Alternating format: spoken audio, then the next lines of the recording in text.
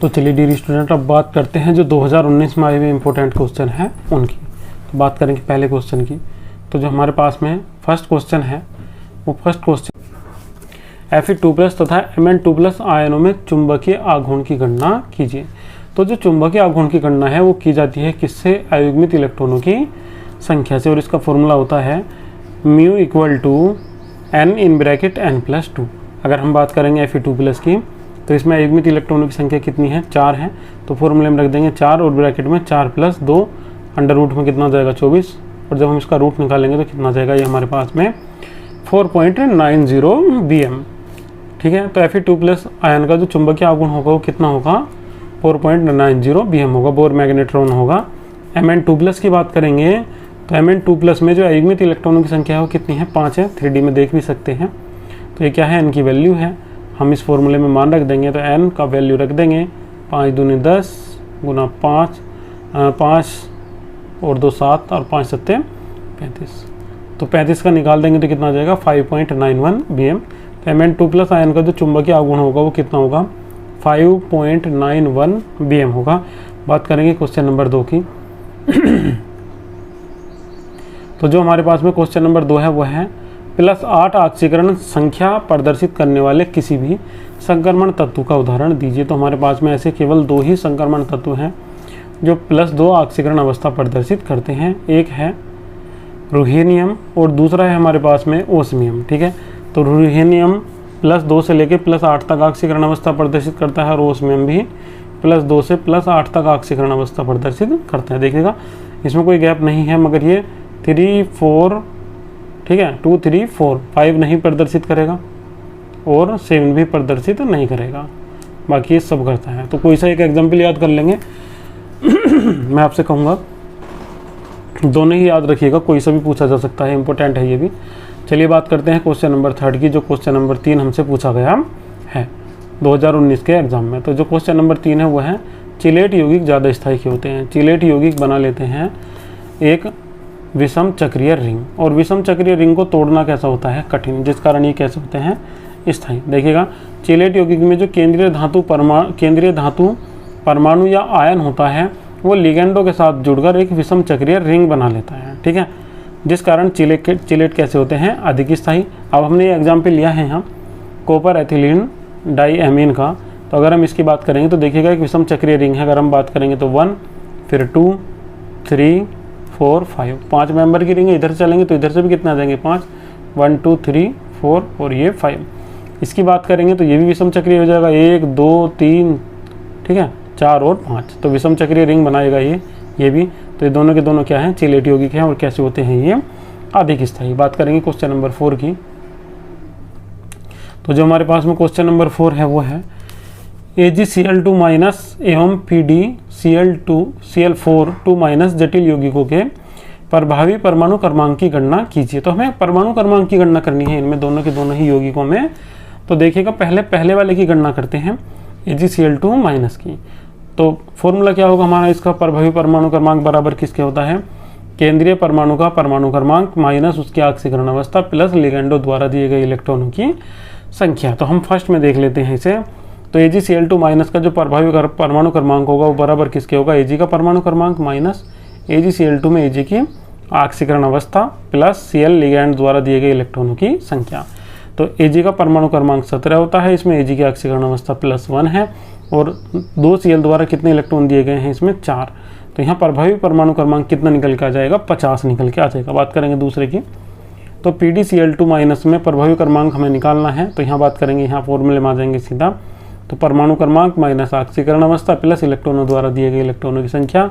तो कुल मिला के कितनी निकल के आ जाएगी? यहाँ 52 निकल के आ जाएगी। तो यहाँ जो प्रभावी परमाणु क्रमांक है वो कितना है? 52 है, 52 है। चलिए बात करेंगे अगले क्वेश्चन की, जो हमारे पास में है क्वेश्चन नंबर 5। तो क्वेश्चन नंबर 5 है हमारे पास में COAN Cl2+ के सभी संभावित प्रकाशिक समायोजों की संरचना बनाइए। तो ये 2 संभावित प्रकाशिक संरचनाएं प्रदर्शित करता है, एक दक्षिण ध्रुवण घूर्णक और दूसरा वामावर्त ध्रुवण घूर्णक। ठीक है, और दोनों के दोनों ही कैसे हैं? एक दूसरे के प्रतिबिंब रूप भी हैं। ठीक है, तो एक संरचना ये है, इसकी दूसरी ये। एक प्लस का चार्ज ऊपर ये आया हुआ है, एक प्लस, ये प्लस है। ठीक है, बात करेंगे अगले क्वेश्चन की। अगला क्वेश्चन है क्वेश्चन नंबर 6।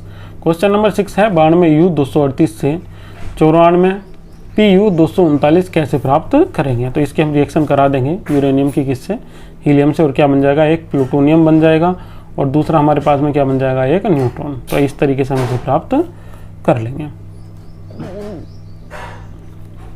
चलिए बात करेंगे अगले क्वेश्चन की। तो जो अगला क्वेश्चन हमारे पास में है वो है हमारे पास में लैंथेनाइड संकुचन के कारणों को स्पष्ट कीजिए। तो लैंथेनाइड संकुचन जो है वो एक ही चीज़ पे डिपेंड करता है, आवेश बटे आकार पे, ठीक है। इसका मान जितना कम होगा लैंथेनाइड संकुचन उतना ही अधिक होगा, ठीक है। अगर आवेश बटे आकार का मान कम होगा तो लैंथेनाइड संकुचन कैसा होगा, अधिक होगा। चलिए देखते हैं इसे। लैंथेनाइड तत्वों में विभेदी इलेक्ट्रॉन संयोजी कक्षा में प्रवेश न करके 4f उपकोष में प्रवेश करता है, और यहाँ हम बात करेंगे f इलेक्ट्रॉनों का परिरक्षण प्रभाव बहुत कम होता है तथा परमाणु क्रमांक बढ़ने से नाभिकीय आवेश में लगातार वृद्धि होती है। ये कम परिरक्षण प्रभाव तथा अधिक नाभिकीय आवेश के कारण जो संयोजी कोष के इलेक्ट्रॉन के द्वारा अधिक बल से आकर्षित किए जाते हैं। नाभिकीय आवेश के कारण संयोजी कक्षा या कोष के इलेक्ट्रॉन नाभिक के द्वारा अधिक बल से आकर्षित किए जाते हैं या होते हैं, जिससे परमाणु क्रमांक में वृद्धि के साथ परमाणु तथा आयनिक आकार कम होता जाता है और परमाणु में क्या हो जाता है, एक प्रकार का संकुचन। हम बात कर रहे थे, अभी बात कर रहे थे किसकी, एक बार इसे स्पष्ट कर लेते हैं। आकार बटे आवेश बटे आकार की, आवेश बटे आकार की। तो याद रखिएगा आवेश तो इतना नहीं बढ़ता है, मगर आकार इनका जब भी हम लेफ्ट टू राइट चलते हैं तो वो कैसा होता है, वो घटता है न कि बढ़ता है, ठीक है। और जैसे जैसे इनका आकार घटता हुआ जाता है, आकार घटेगा तो आवेश बटे आकार का मान क्या होगा, बढ़ेगा, ठीक है। और जैसे ही इसका मान बढ़ेगा तो लैंथेनाइड संकुचन भी इनमें बढ़ता हुआ जाता है, ठीक है। लैंथेनाइड संकुचन में क्या हो जाती है, वृद्धि। चलिए बात करेंगे अगले क्वेश्चन की। तो जो हमारे पास में अगला क्वेश्चन है वह है क्वेश्चन नंबर 8, प्रगलन तथा निस्तापन विधियों का वर्णन कीजिए। तो प्रगलन का मतलब हम पहले ही पढ़ चुके हैं, नहीं पढ़े हैं तो एक बार समझ लेते हैं। प्रगलन का मतलब होता है गलाने की क्रिया, ठीक है। जो हमारे पास में निस्तापित और भर्जित अयस्क होता है उसे गलाने की क्रिया को हम क्या बोल देते हैं, प्रगलन। और ये क्रिया काहे की किसकी उपस्थिति में होती है, कोक तथा उचित गालक की उपस्थिति में, ठीक है। कोक तथा उचित गालक मिला के वात्य भट्टी में इन्हें भर लेते हैं, किसे, भर्जित अयस्क को, और इसे पिघलाना या इसे गर्म करना शुरू कर देते हैं, ठीक है। इस क्रिया को हम क्या बोल देते हैं, प्रगलन बोल देते हैं। बात करेंगे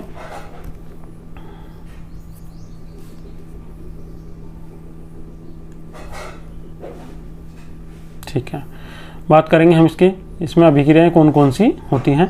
तो इसमें जो अभिक्रियाएं होती हैं वे कुछ इस प्रकार से होती हैं, जैसे कि हमारे पास में होता है क्यूपरस ऑक्साइड फेरस सल्फाइड से रिएक्शन करता है और क्या बना देता है, क्यूपरस सल्फाइड और FeO, ठीक है, फेरस ऑक्साइड।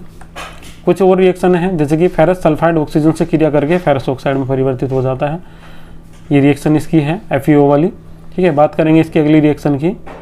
तो जो हमारे पास में अगली रिएक्शन है वो ये है कि जो फेरस ऑक्साइड होता है वो सिलिका ऑक्साइड के साथ में क्रिया करता है और गलित फेरस सिलिकेट के रूप में पृथक हो जाता है, जिसे बोल देते हैं हम धातुमल। अगर धातुमल आपसे एग्जाम में पूछा जाएगा तो आप बता देंगे, ठीक है। और FeSiO3 जो है ये हमारे पास में वो क्या है, एक धातुमल है। प्राप्त क्यूपरस सल्फाइड तथा फेरस सल्फाइड के गलित मिश्रण को क्या बोल देते हैं, मैट, ठीक है। जो हमारे पास में क्यूपरस सल्फाइड था Cu2S और हमारे पास में क्या था, फेरस सल्फाइड FeS, इन दोनों का जो मिश्रण है वो हमारा क्या होता है, मैट होता है। चलिए बात करेंगे अगले पॉइंट की। तो अगला पॉइंट हमारे पास में क्या है, निस्तापन है। और निस्तापन एक क्रिया होती है जिसे वायु की अनुपस्थिति में कराया जाता है। भर्जित अयस्क बाद में हमें प्राप्त होगा। जो हमारे पास में सांद्रित अयस्क होता है, यदि हम उसे वायु की अनुपस्थिति में गर्म कर देते हैं वात्य भट्टी में तो उसमें जो नमी या वाष्पशील अशुद्धियाँ होती हैं वे पृथक हो जाती हैं और इस क्रिया को हम क्या बोल देते हैं, निस्तापन। ये हम पहले भी पढ़ चुके हैं। और यहाँ हमने एक एग्जाम्पल लिया है किसका, मैग्नेसाइट का, जिससे हमें क्या प्राप्त हो जाता है, मैग्नीशिया और कार्बन डाइऑक्साइड, ठीक है। बात करेंगे अगले क्वेश्चन की। तो जो अगला क्वेश्चन है वो है हमारे पास में CrO5 एवं CH3Cl अणुओं में रेखांकित परमाणुओं की ऑक्सीकरण संख्या ज्ञात कीजिएगा। अब देखिएगा CrO5 है हमारे पास में, जब हम CrO5 में Cr की ऑक्सीकरण संख्या ज्ञात करेंगे तो कुछ इस टाइप से निकल के हमारे पास में आ जाती 5 इंटू माइनस का 2 इक्वल टू 0, ठीक है। और यहाँ x की जो वैल्यू आ जाती है वो आ जाती है कितनी, प्लस के 10, जो कि असंभव है। ठीक है, क्रोमियम की ऑक्सीकरण अवस्था कभी भी 10 नहीं हो सकती है। तो याद रखिएगा, जब ऑक्सीकरण अवस्था इसकी 10 नहीं हो सकती है तो हमें इसे याद रखना पड़ेगा कि इसकी कभी ऑक्सीकरण अवस्था ऑक्सीजन की -1 भी होती है, -1/2 भी होती है। तो हम उसी प्रकार से इसकी संरचना को भी एक बार देख लेंगे। तो जो Cr2O5 है, इसमें Cr की जो O की ऑक्सीकरण अवस्थाएं होती हैं, इनमें जो हमारे पास में 4 O है, 4 O की ऑक्सीकरण अवस्था कितनी होती है? -1, और केवल एक ही O की ऑक्सीकरण अवस्था कितनी होती है? 2। तो कुल मिला के यहाँ जो X की अवस्था निकल के आएगी वो कितनी आ जाएगी? +6 आ जाएगी। इसकी संरचना मैं भी आपको दिखा दूंगा, वहाँ से ही हमारा ये क्वेश्चन क्लियर हो जाएगा।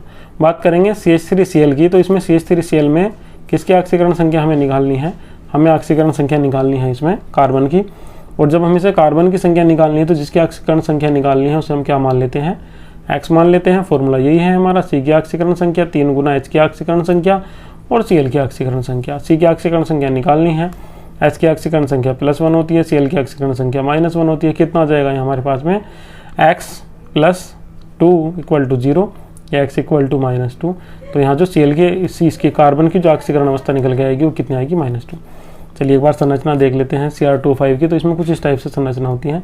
तो केवल ये वाला O होता है कि इसकी ही ऑक्सीकरण अवस्था -2 होती है। ये भी -1, ये भी -1, ये भी -1, ये भी -1। क्यों? क्योंकि यहाँ भी और यहाँ भी दोनों ही साइड में क्या है? पेरोक्साइड का केस है, और पेरोक्साइड के केस में ऑक्सीजन की जो ऑक्सीकरण अवस्था होती है उसका मान -1 होता है। चलिए बात करेंगे क्वेश्चन नंबर 10 की। तो निम्नलिखित अम्लों में संयुग्मी क्षारों को लिखिए। तो याद रखिएगा, हमें डिवाइड करके देखना है ना। चलिए एक बार डिवाइड ही करके देख लेते हैं। जैसे कि NH4+ आयन है तो हम इसे डिवाइड कर देंगे। तो डिवाइड करने के बाद में ये हमारा क्या बन जाता? NH3 और H+ में। तो H+ क्या है? संयुग्मी अम्ल है, और NH3 क्या है? संयुग्मी बेस। तो वो हमसे पूछा गया था कि संयुग्मी क्षारों को समझाइए। तो संयुग्मी क्षार कौन होगा NH4+ के लिए? NH3 होगा। अगर हम इसे डिवाइड करके देखेंगे H3O को, H3O+ को, तो ये बना देता है क्या? H2O और H+। तो संयुग्मी बेस कौन है? H2O है H3O+ के लिए। ये आंसर हमारा आ जाएगा। HCO3- की हम बात करेंगे तो इसमें हमारा आ जाता है H+ और CO3 H+ क्या है? अम्ल है। तो संयुग्मी बेस कौन होगा? CO3 बात करेंगे CH4 की। तो डिवाइड होता है किसमें? CH4 में, और रिवर्सिबल CH3+ में प्लस H+ में। तो यहाँ संयुग्मी बेस कौन होगा? CH3- होगा। ठीक है, वीडियो अच्छी लगी तो वीडियो को लाइक कीजिएगा और चैनल को सब्सक्राइब कीजिएगा। Thank you.